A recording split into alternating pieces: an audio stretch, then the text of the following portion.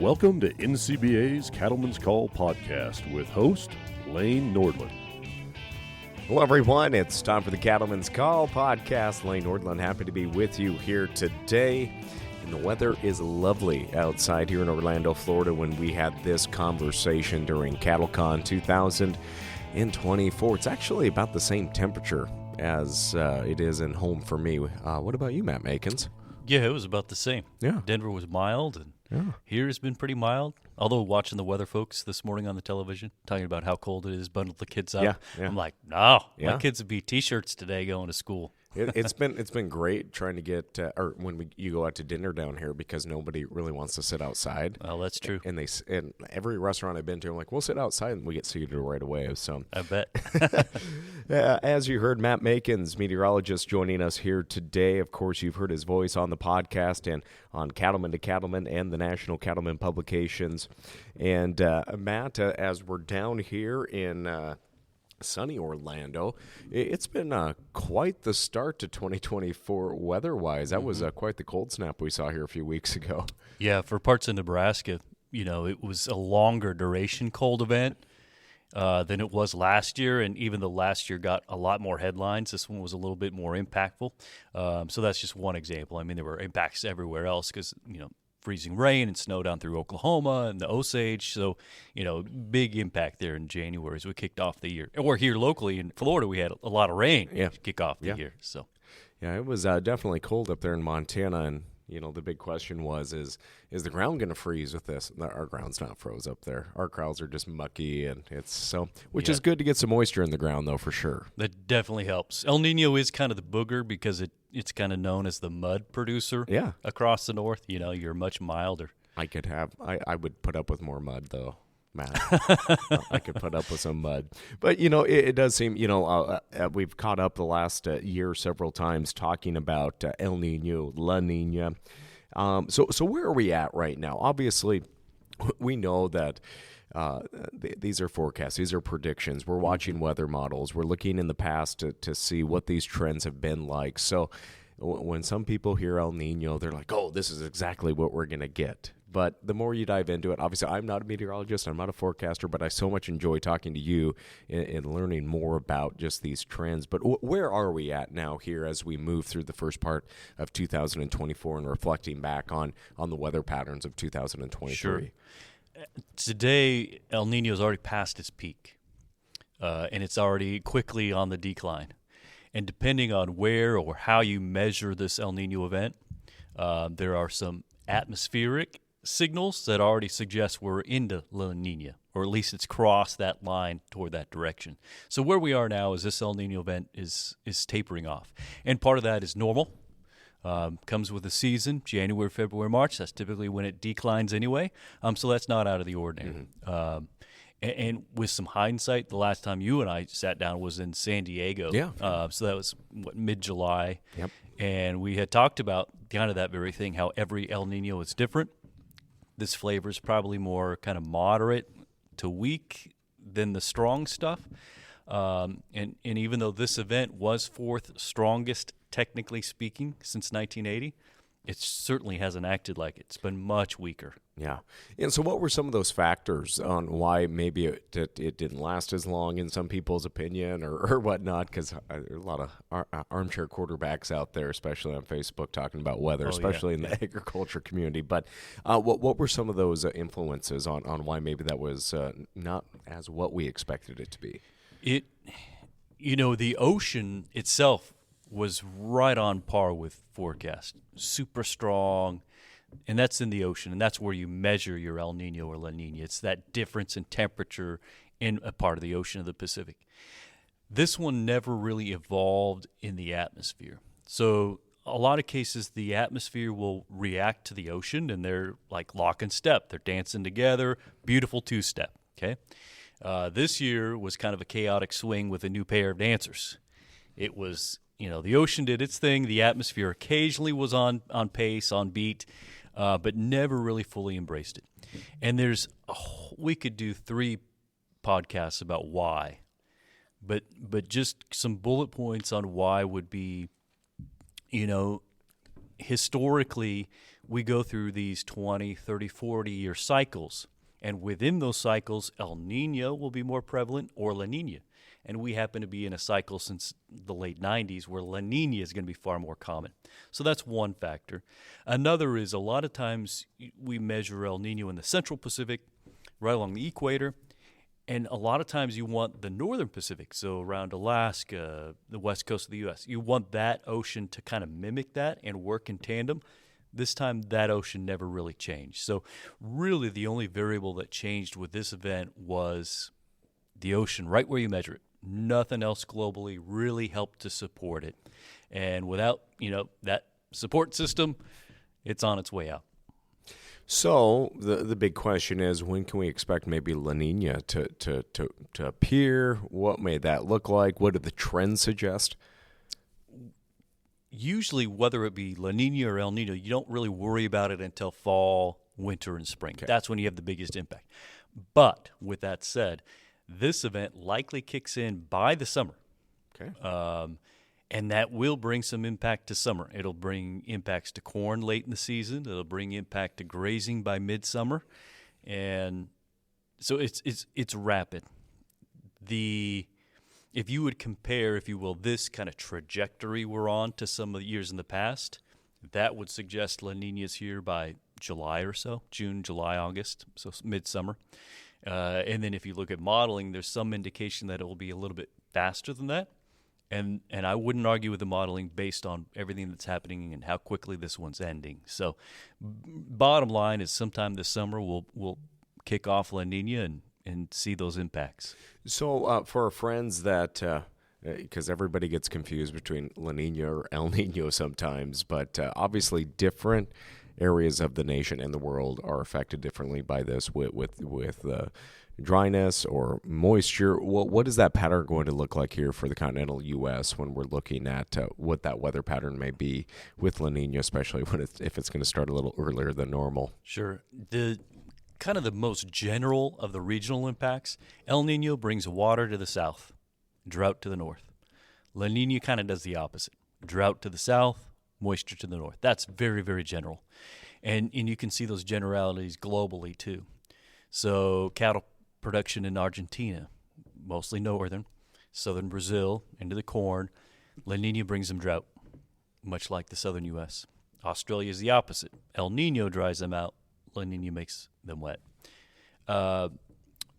As we go through this transition, we're seeing, and you pointed it out, early this year, and late last, for that matter, the southern U.S. is getting a lot of water. Areas around Houston are flooded, too much water in some cases. But that's El Nino kicking in, spreading moisture across the south and the southeast.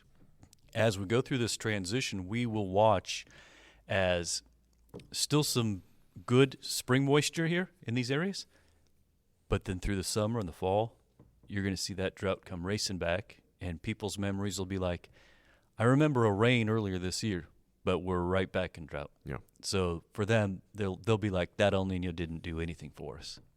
And then across the north, into your neck of the woods, your snowpack's probably not going to be very good this year, so runoff is going to be a bit of an issue. But through the transition, we'll spread some of that hopeful spring moisture to you, help your pastures for the summer. Hopefully. And you may not have that impact until, next winter when you'll get snowier and colder again. Yeah. And so here in the short term, especially I think of the cow-calf guys that are calving right now are going to start to calve, and that doesn't matter if it's northern tier states or here in the south. What are the forecasts here for the next few months as we try to maybe get some moisture this winter or just make it through? Yeah. As we go through February, occasionally there's going to be some colder than normal temperatures coming through. And the biggest impact on that is going to be Oklahoma, Panhandle of Texas, parts of New Mexico, southern Colorado, southern Kansas. And that's going to be through February. And a lot of calves drop in that territory in February, obviously. And with those cooler snaps will come moisture. And it's going to be cold rain or snow, heavy wet snow, obviously problematic. El Nino dramatically increases your risks from winter issues, calving in February, March, and early April across the southern plains. And that's not to say the northern plains don't feel that cold also. But long-term, as you look at, say, today through April, warmer than average for the northern plains, including your areas in Montana too. Yeah. But the South, they increase their risks of moisture and cold at the same time. Yeah, and nobody complains about having an open winter and not having to feed as much, especially up in our neck of the woods where we have so much forage still left over from last year. We need those cows to go eat. It could be catastrophic wildfire up there possibly with how much forage we have. But we're also hopeful that moisture is coming so we can put up a crop of hay and whatnot on the livestock production end of things, but obviously pretty concerning for maybe wheat pastures, though, down in Kansas come next fall, too. Sure, yeah. This season is going to be much better than last, right? There wasn't much wheat. Mm-hmm. I mean, there were pockets that was good, but overall it was not a good one. This one's going to be okay, assuming there's not, a sharp cold snap without snow coverage or something in March or something, but it looks good. Yeah. But yeah, as we get into next year, so what would we be talking about? Spring of 25 at that point. Oh, Man, it's hard to think about. Time's going crazy. Spring of 25, you're likely looking at bad forages again. That's going to be due to cold, due to drought. So this period in the near term is good for us, but to your point, yeah, next winter we'll have to watch for those reverse impacts. So some of our listeners, I think the forecasters and meteorologists, they really a lot of viewers and listeners are very fascinated with it. First off, if they knew how confusing a green screen can be, but what are some of the tools that you utilize to make your forecasts? And because I know there's different models out there, but what do you use when you're reaching your audience on a daily basis? And this is not throwing shade at any other meteorologist, climatologist, anybody out there. We're all different processes. I personally feel like you can't present a forecast to anyone if you do not know the history. You've got to couch everything in historic terms. That makes it understandable to a person to know, was this event like 15 and 16? Because that jogs a memory when it comes to ag. So without history, that's a problem. And so the vast majority of my month is looking at what pattern are we about to go into, and how does it match with past years? Is there a match? And observing those trends. And then that gives you a firm, foothold, if you will, on then looking at modeling. Does modeling make sense in this case? Does history support it? Is a similar result going to happen because history has shown it and computer projections show it?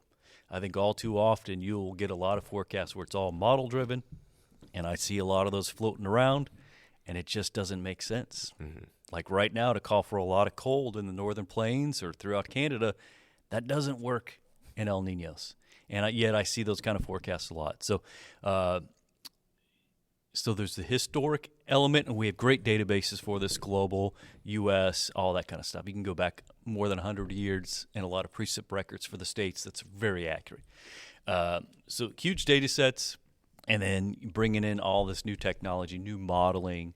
AI is a buzzword, not insemination, but intelligence in this case, and that helps us kind of more quickly process the historic data and is making some of these computer models more accurate.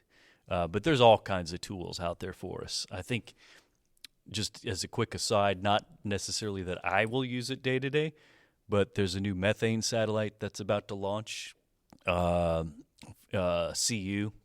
in Boulder, Colorado is the one behind that, and they're gonna try to track methane down to very specific sources. And I think from an industry, that is a technology we all need to keep an eye on and see what happens with that one. Yeah.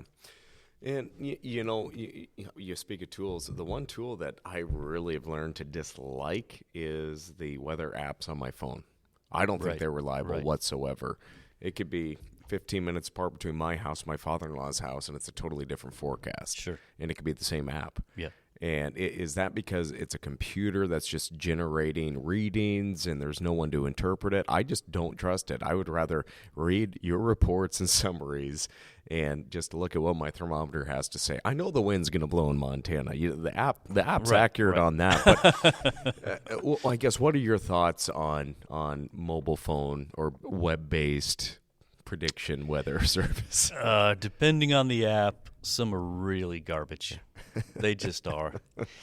Some have really good value. There's some radar ones that I use, and great data. Okay. But you're not alone. I hear that everywhere I go to talk, somebody has examples about that. And the problem is that, these apps are largely based on kind of generalized modeling, and yet we try to dumb that data down, for lack of a better expression, to get it to your phone easily, so we're not hogging up your data. Yeah. Right? I mean, if you had unlimited data and didn't mind downloads and all that, you'd get great forecasts. Yeah. But we're trying to push you something general. And the point that you select, like your location point that you select in your phone, could be 30 miles away from you. That happens a lot, where people's point is somewhere different county and all that. And so there are errors there. Where there's value in them is I would use them not for specific 20% chance of rain tomorrow. There's not a value there. That's good to know, because in the past I would. You say, there could be a rain tomorrow. Yeah. Yeah, not how they work. But the trend. Okay. So if you see the trend getting wetter by your weekend, if you see the trend getting colder, that's the time you got to go to National Weather Service. And that's someone credible. So I do a lot of the time. Yeah. I follow their Facebook pages for our regions of Montana, and that seems that's to be going to be your reliable. best source. Yeah. So use the app to get your attention at something that's coming up, and then go. Yeah. I always say go to the Weather Service. Yeah. And of course, obviously, we look at these. These are management tools for our operations. The information that you share is a management tool, because we are dependent on weather to grow our grass, to raise our cattle in a healthy environment, or to make sure we're putting straw out when it gets cold, and taking those precautions. I guess, how can producers utilize weather information to a more efficient manner as a management tool? Sure. So widely spread, okay, with that. If you're a vet, you're worried about freezing your backside off preg checking right now, right? So there's that aspect of, that kind of practice of how do we allocate staff, those kind of things coming over the very short term. And on the same side is, with this recent snap we had in January, a lot of producers are going to want what I need to find a place for wind chill. I can get the actual temperature. I can get the wind. I need to know wind chill for this feedlot. Yeah. Wherever it may be. So there's those short-term aspects, and those ones are really bad. I just send people to Weather Service for that, But then, we've got to think about, well, I'm ready for February. I'm hearing this La Niña thing coming back. I know that brings me drought. How much corn maybe should I pre-buy? Am I looking at just next fall as an issue? Am I looking at 3 years as an issue? How much am I buying? So I talk to people that are either I need to know tomorrow, or big producers that are asking, like, Matt, how long is this La Niña going to be here? Because we're planning out for 2025, and we're hedging bets on 2026. We're pre-buying fuel, diesel prices. We're stocking up there, whatever it may be. So it's hugely valuable. I'll say just listen to me. But that's not good. Listen to all the weather guys and gals, and you combine that, and you get a really good sense of where your risk management should be placed going forward. Now, let's talk about the age-old debate between actual temperature and wind chill. That's a debate my wife and I have, because I'm the one out there doing a lot of stuff when it is 48 below with the wind chill, and she goes, well, it's not that cold because the actual temperature is this. I'm like, It's that cold. It's that cold. What is your take on that? What is your pearls of wisdom on that age-old debate, so I can go home and either and talk with my wife, who is a lawyer, of course. So. Have her with wet hair on a 20 below day with zero wind and have her stand out there for 10 minutes. And then send her out on a 20 below day with wind, and she'll change her mind. Okay. Yeah. I'll say Matt sends his regards. Say Mark did, just in case she gets mad. It's absolutely a factor, because what wind chill really is telling you is the impact on your skin or the animal's hide. Yeah. And you're stripping heat away at a much faster rate than if you were just standing there in calm 20 below. That wind is stripping your heat much faster, so there's a much more profound impact. And if you're wet on top of that, that's stripping heat away from you too. So, the feels like temperature, the wind chill, whatever you want to call it, heat index for that matter in the summer, huge impact on us. Right now, a lot of guys dropping calves are like, I need to know the wind chill. Yeah. I need to know it. Yep. And by the summer, the feedlots stuff, they're going to be like, I need the heat index, And those, it's not the actual temperature, but there's a reason we call it the feels like. Those lawyers are just too by the book. My wife, she just has to follow. That's true. The I'll write text it of in a law, book, so. and she can read it. Okay, We'll put it okay, in like yeah. a fancy leather-bound Usually publication. I'm wrong 90% of the time in having discussions with my wife, but I'm going to take this one as a win, Matt. But so for our listeners out there that have joined us before, maybe it's the first time that they're tuning in to our conversation here today. Where can they follow you along more on your forecast? The NCBA puts out all kinds of stuff, and that's from all social media channels, and those would be more short-term impacts. How much rain for the next 10 days, or what hazard should I worry about in 2 weeks from today? So a little narrower focus there on social. And then you can pop on the C2C YouTube channel, and that's a little more in the weeds of the history. Like, what is this El Niño event doing? How is it matched up historically? What may it bring us over the next month? Mm-hmm. So you're broadening your view a little bit more. In the National Cattleman newspaper or the Directions magazine, comes out a couple times a year, then you're really starting to go out much longer term in those print publications. You're seeing, okay, what may the setup be like for the rest of the year? And you're going out much, much farther. So depending on where the exact source from NCBA, you're going to get a ton of stuff. And of course, on top of that, I work for Cattle Facts, and we get much more into the weeds on the risk management side and what's coming in the season and those kind of things. And those are other products out there too. Well, again, I always enjoy our talks and understanding or trying to understand the complexity that is weather. But, Matt, you got a long day here today, so we had to start our conversation here today at 3 a.m. here on the East Coast, so we could fit this in. No, we didn't start that early. It started early. We're both Mountain Time boys, but... It's true.